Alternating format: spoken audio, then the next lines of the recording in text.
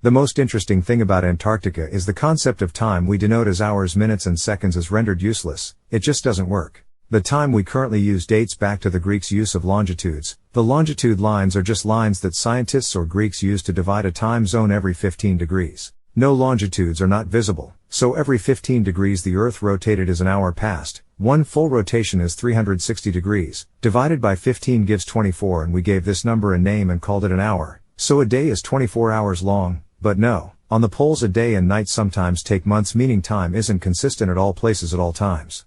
I guess we need more universal way of explaining time. Well, that is not it though. Throughout those weeks or months of daylight, the sun goes up a little further up on the sky on each passing day and coming back down until finally you are rewarded with as much as 2 weeks of the most beautiful sunset or twilight you will binge on, that doesn't feature Bella Swan.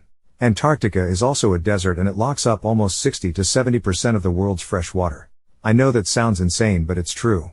By definition, a desert is a place where little or no precipitation occurs, and this place is also called polar desert. Some places in this polar desert in fact hasn't got rain in 2 to 4 million years, with the lowest temperature ever recorded reaching a staggering -89.2 degrees Celsius. By contrast, pure water freezes at 0 degrees Celsius. Another unbelievable thing in this polar desert I found fascinating is, there is a volcano. No, it is an ice volcano. It's believed to be a home for more than 138 of them. This is the real song of ice and fire. Now, if you're curious, imagine you're in the middle of North Pole. Which direction is east or west? That's where it gets interesting. Everywhere you look or went, if you're the Flash, would ultimately be south, so the sun doesn't rise from east and sets in west, it's just there. That is because you're standing on the point of convergence or in close proximity of longitude lines. Also, poles are places where the longitude lines coincide, hence you're standing on 6 a.m. and 6 p.m. at the same time. How spectacular is that? For some other people, on the same giant rock as you are standing on right now, some are waking up and others are tuning in NBC and some